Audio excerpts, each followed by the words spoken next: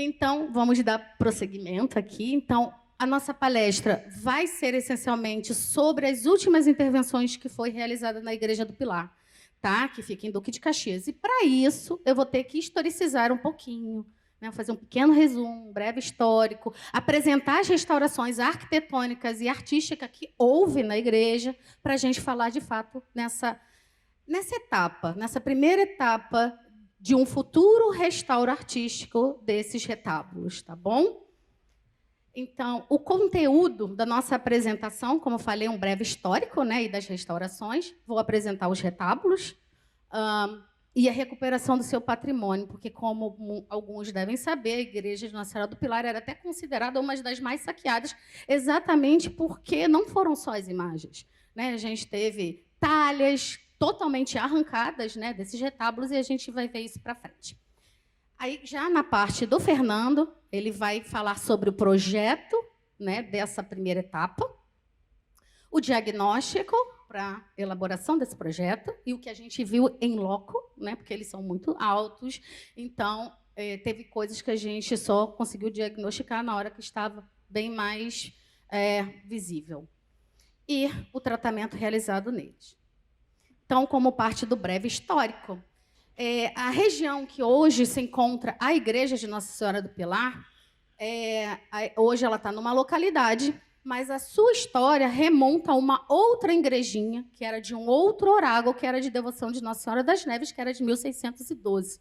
A construção atual, ela inicia-se a partir de uma doação de terreno próximo às necessidades locais, que era o quê? Próximo ao porto, porque o porto do Rio Pilar era o último ponto de fiscalização antes de vir para a Praia dos Mineiros e seguir para as Minas, para Portugal. Tá? E houve essa doação do terreno que foi doado para a construção da igreja, do cemitério e do adro. Tá? Essa igreja começou sua construção aproximadamente, tá? 1697 e findada em 1726. Eu falo da questão do templo. Internamente, as talhas ainda, né, por longo tempo, continuou sendo produzida. Com essas construções, os retábulos sendo construídos, né, sendo executados, tinha as irmandades, né? Então, era composta por 4 irmandades. A Nossa Senhora do Pilar, o oráculo, né, da igreja, Nossa Senhora da Conceição, Nossa Senhora do Rosário, Santana Mestra e São Miguel e Almas, além do Santíssimo Sacramento. Mais tarde, foi também acrescentada, juntamente com a Irmandade de Nossa Senhora do Rosário, a Confraria de São Benedito.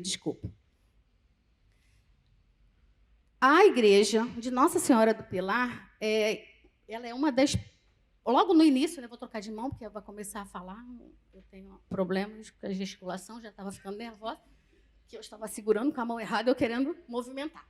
Então, ela foi entombada em 1938, mais exatamente no dia 25 de maio. Tá? Essa é a fachada atual, já restaurada, sendo que a gente vai ver mais à frente o seu histórico e a gente vai compreender que o afastamento, quando eu digo afastamento, eu tenho que explicar a sua organização enquanto diocese. Ela hoje pertence à Diocese de Duque de Caxias, que contempla somente 2 municípios, Duque de Caxias e São João de Meriti.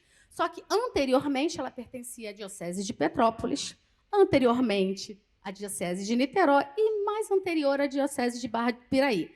Se a gente imagina que Duque de Caxias já é distante de Petrópolis, se imagine desses outros municípios, né, que eram as sedes dessas dioceses.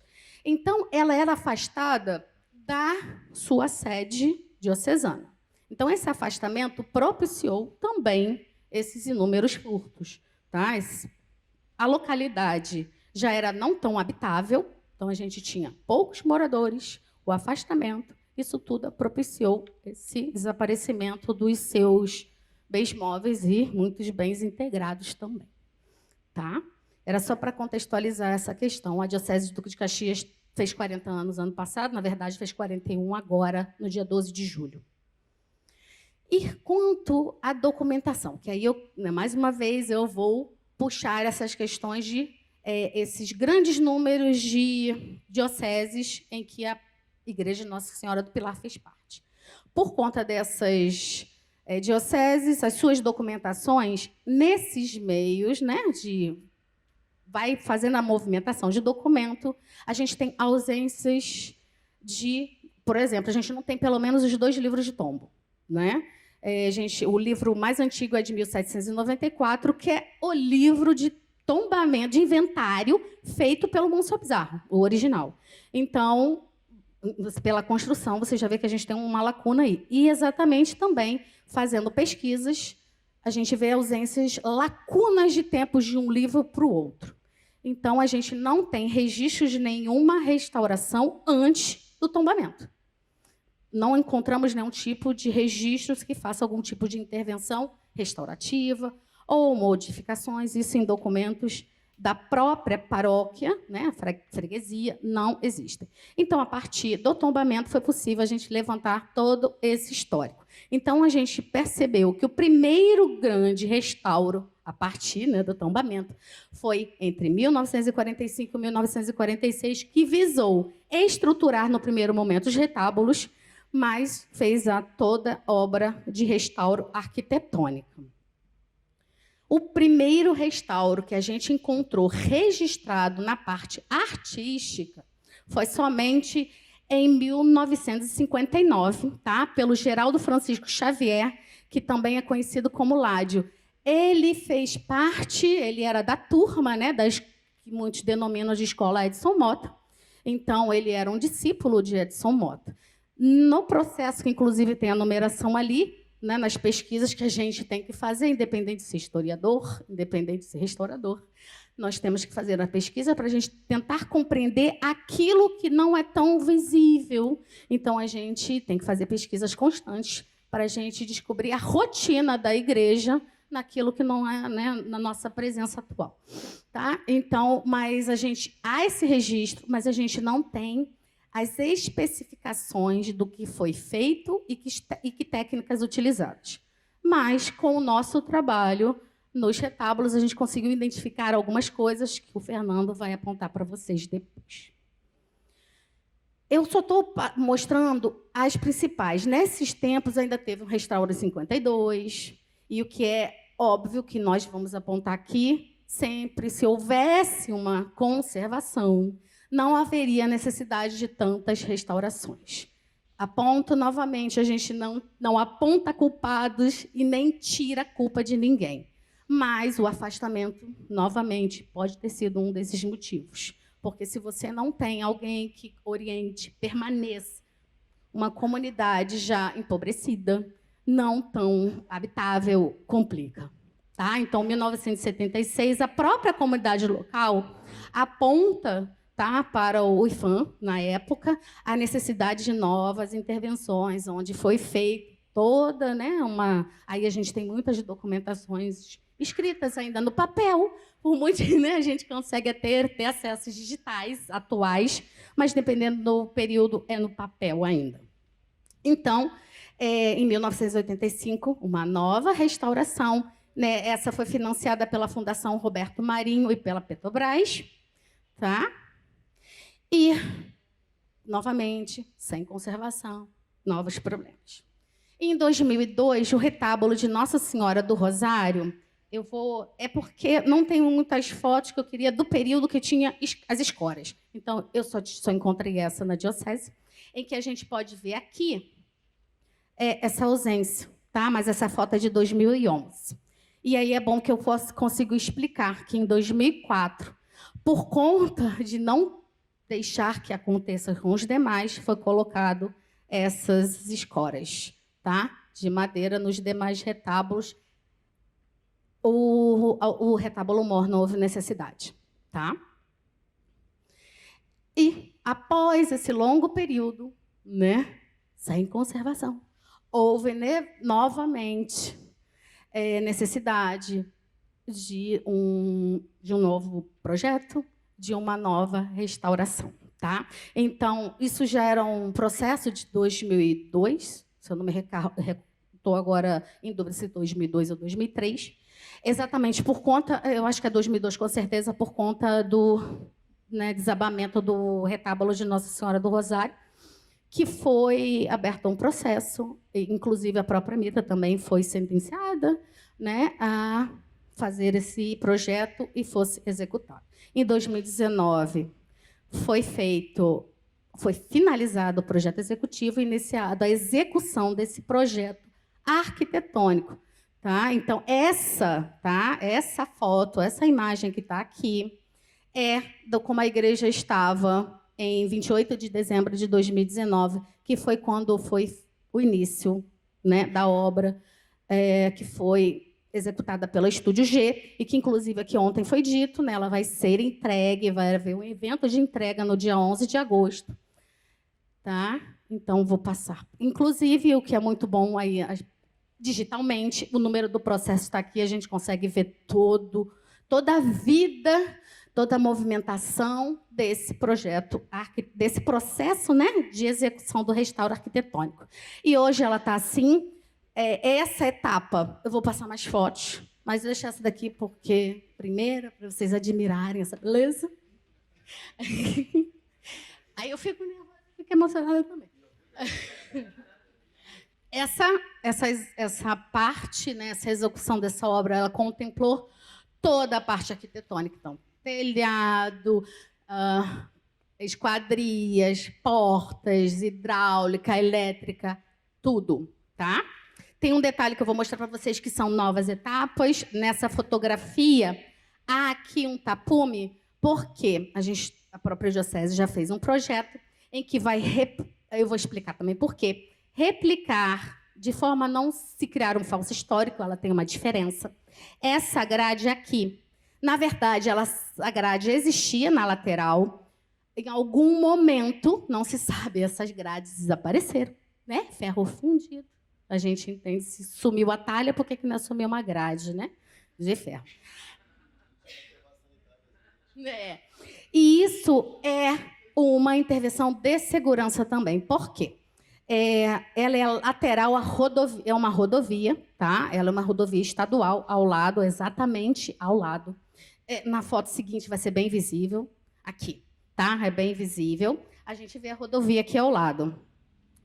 E conforme a construção, né, a gente tem os asfaltamentos, vai aumentando. Aqui ao lado, anteriormente, se passava a estação de trem exatamente do lado.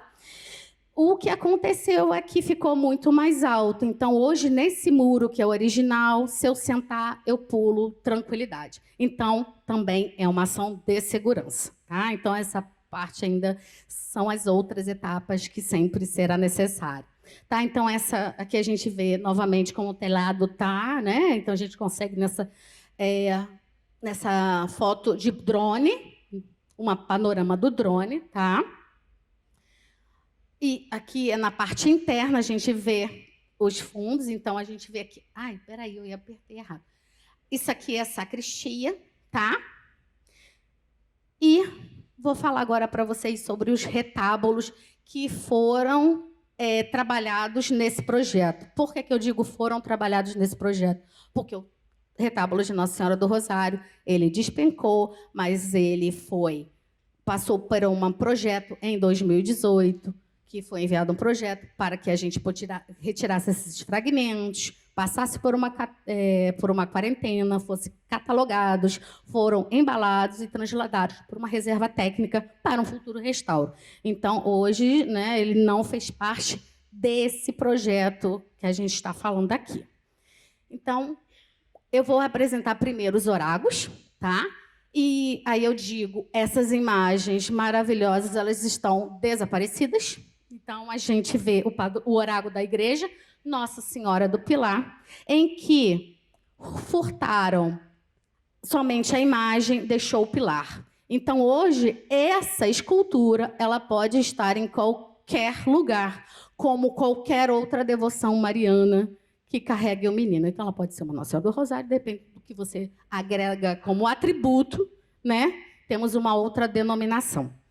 São Miguel, que hoje também pode estar como outro santo soldado, porque as asas e o penacho foram recuperados em 2002.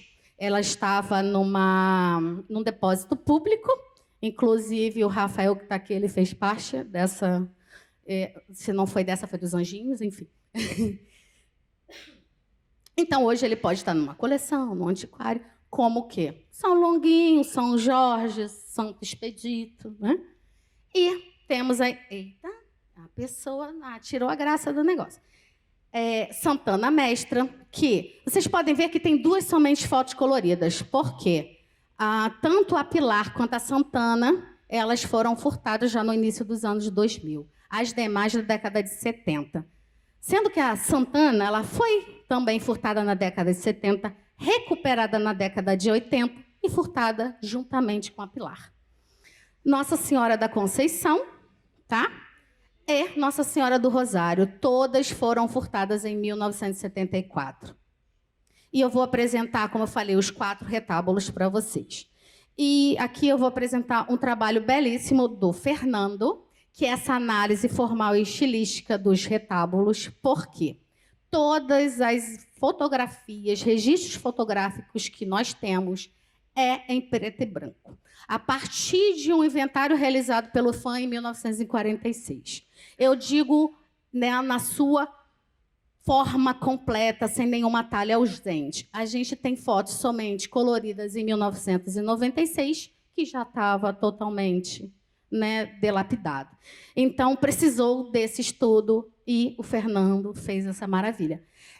Aqui dá para a gente, pelo menos, um detalhe, a gente consegue ver, analisar, ter visão dessa camada cromática, no caso aqui um douramento, como é em AutoCAD, nos dá, né, essa direção cromática. Né? E foi feito no AutoCAD de Photoshop. Tá? Então, a gente vê aqui, o retábulo mor era totalmente em douramento, somente aqui o escalonado, que tem a policromia, e esse oratório, que tem um fundo de camarim com pinturas a pincel e douramento. O retábulo de São Miguel, tá?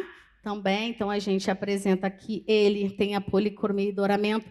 Ele é o que hoje a gente consegue, talvez, um restauro com mais exatidão e menos reposição de materiais novos. Por quê? A gente recuperou bastante coisas dele, bastante talhas, bastante fragmentos. Hoje, a única realmente ausência são as 2 colunas, a mesa do altar e o próprio santo. Né? Mas nos demais, porque os demais, a ausência das talhas são gigantes. O retábulo de Santana Mestra, tá? Que é totalmente também em douramento, somente com pintura no telhado, eu digo, né, no lambrequim, na parte interna, você tem uma pintura maravilhosa. Mas que, como a gente tem esse registro, não tem necessidade da gente fazer essa pesquisa, porque a gente está lá recuperado. E esse, aí vai, né, novamente, sempre a emoção, esse é o meu preferido, retábulo de Nossa Senhora da Conceição, que é o que tem pouquíssimos douramentos, mas eu acho ele maravilhoso. E um pouquinho da recuperação, eu tenho que contar, introduzir a própria Comissão para os Bens Culturais e Artes Sacras da Diocese de Duque de Caxias, que foi criada em 16 de setembro de 2014. Então, poucos anos depois, o Dom Tarcísio, quando ele é nomeado, tá, o bispo diocesano, em 2 de novembro de 2012, ele ficou, assim, na sua entrada, ele ficou logo muito compenetrado na questão da jornada. Né? Nós também éramos uma diocese que iria fazer a parte, né? A gente acolheu bastante peregrinos, inclusive a pré-jornada, tudo isso. Então, assim, ele chega no momento de andamento, né? Já dos preparativos da jornada, então ele só começa realmente a pensar na questão, em outras questões, após julho de 2013. Então, logo, né? A gente fala logo porque o decreto só saiu em 16 de setembro. Mas, de fato, a própria comissão ela já se organiza em fevereiro de 2014. Então, se cria o quê? Normas. O que a gente vai fazer? Né? Então, hoje, a comissão ela é formada por historiadores, né? Eu, como historiadora, a professora Tânia, o padre Josias, que está lá atrás, o padre Paulo, que são os, né, membros do clero. Nós tivemos 2 ausências na comissão, assim, perdas, né, coisas da vida, uma até recentemente. Enfim, e a nossa parte foi, no primeiro momento, a gente tinha que compreender cada profissional, a partir da sua especificidade, né, dos seus talentos, das suas experiências, ficou responsável por algum assunto específico. Então, os arquitetos em fazer todo o levantamento dos nossos patrimônios e as situações que elas se encontravam, os historiadores, né, fazer o levantamento histórico e vamos ver o que a gente tem. O primeiro momento, depois desse levantamento, vamos mexer no nosso acervo histórico, porque eu vou passar mais à frente e aí vocês vão entender. A gente tem uma reserva técnica com algumas peças de Nossa Senhora do Pilar, a igreja, também um outro bem tombado pelo IFAM, que é a fazenda, né, a antiga fazenda de São Bento. E temos outros patrimônios que não têm tombamento do IFAM, mas têm tombamentos do município, que também são igrejas remanescentes do século XVIII e outras de outros períodos, inclusive da própria Era Vargas, Xerém, né, que teve a FENEME. Então, a gente tem uma igreja que foi construída antes da própria construção da FENEME. Então, além de um peso artístico, de um peso histórico, a gente ainda tem uma fundação de um distrito. Tá? Então, fazer essa questão, vamos entender como que está esse acervo. As peças se encontravam numa pequena sala, uma encostadinha na outra. Então, vamos o quê? Montar um acervo adequado, que foi a primeira coisa que a gente conseguiu, depois de alguns esforços. Pede aqui, pede ali. Então, a gente conseguiu, a partir da montagem dessa reserva técnica que tem hoje, monitoramento térmico, monitoramento de segurança, né, para a gente entender o que está faltando, porque a gente tem que ter certeza do que está nesse acervo para tentar entender, a partir daí, o que nos falta. Então, foi assim que a gente conseguiu fazer isso. Feito esse levantamento das peças desaparecidas, foi feita ficha, né, cadastral, técnica de cada uma, enviada para os órgãos que pudessem, de alguma forma, né, fazer alguma investigação. Então, a gente enviou as fichas para o IFAM, INEPAC, independente do INEPAC, né, ser responsável pelo tombamento, e para a Interpol, que foi incluída na lista branca de obras de arte. Tá? E também a comissão é responsável por elaboração de projetos culturais, arquitetônicos e artísticos, além de acompanhamentos de obras de restauração e até mesmo de reformas de outras igrejas. Tá? E aqui é só uma pequena imagem, tá, da reserva técnica, que ela tem 2 cômodos. Então, o primeiro cômodo, que é esse que a gente consegue ver bem. Então, aqui eu já vou mostrar rapidamente para vocês. Então, aqui a gente tem algumas imagens que eu falei para vocês sobre a fazenda. Então, a gente tem a própria padroeira, que é atribuída a Simão da Cunha. A gente tem uma imagem de Nossa Senhora das Maravilhas, Santanas, um Santo Antônio. A gente tem uma imagem, 2 imagens do século XVII, que está aqui no cantinho. E esse primeiro cômodo tem também esses fragmentos que a gente recupera. E nos fundos, aqui lá no finalzinho, a gente vê uma outra sala, que aí a gente conserva os textos, os documentos. Inclusive, a gente tem documentos arquivados, inclusive a própria bula papal de criação da diocese, né, que é um documento histórico da diocese. Enfim, gente, e aqui é só um breve, na verdade, é a ficha técnica do acervo. Um pequeno exemplo, eu trouxe o que seria mais curtinho, né, porque também uma ficha é a vida. Então, qualquer intervenção que a gente faça daqui para frente vai se acrescentando novas informações. E as peças desaparecidas também têm uma ficha, mas ela tem uma ficha com inúmeras informações. Depoimentos, né, de que foram acolhidos, de possíveis testemunhas. Então, isso aqui é só a primeira página, vamos dizer assim, com as informações básicas da peça. E como parte também, que eu acho que é a parte que sempre é mais gratificante, porque as peças recuperadas, eu digo mais recentemente, vem a partir dessa busca, vem a partir de buscas que foram resultado daquelas fichas de desaparecimento. Porque se a gente não faz a catalogação do kit desaparecido, a gente não consegue encontrar os pequenos fragmentos. Tá? A gente pode encontrar, sim, as esculturas, porque elas são muito mais evidentes. As talhas elas precisam de um pouco mais de critério. Então, aqui, eu só trago a imagem das... Eu digo que são as de mais relevância, porque elas são esculturas. Tudo bem que elas são bens integrados também, tá? Elas não são imagens de vulto, mas são de relevância, porque cada uma tem 1,20 m e são belíssimas. E aí eu trago aqui só um pequeno resumo, que entre 2002 e 2012 foram recuperadas 24 peças, sendo que dessas 24 peças, 11 foram querubins. Tá? 11 querubins que estavam no mesmo acervo do mesmo colecionador. Entre 2016 e 2022, 12 peças.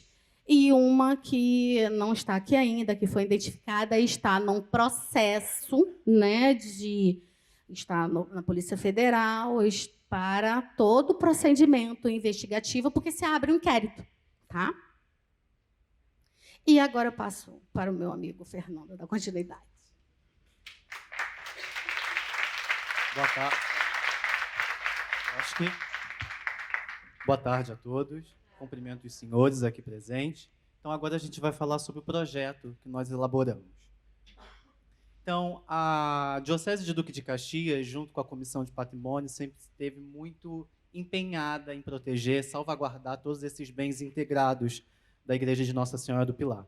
Então, eles contrataram as firmas de Guzmão, Conservação e Restauração de Bens Culturais, e a minha firma, Estúdio Tombo, Conservação e Restauração também de Bens Culturais. Então, nós dois, eu e Elaine, juntos, elaboramos o projeto de conservação emergencial para os retábulos Mor de Nossa Senhora do Pilar, o retábulo de São Miguel, Santana Mestra e Nossa Senhora da Conceição. E esse projeto não só elaboramos, como também executamos.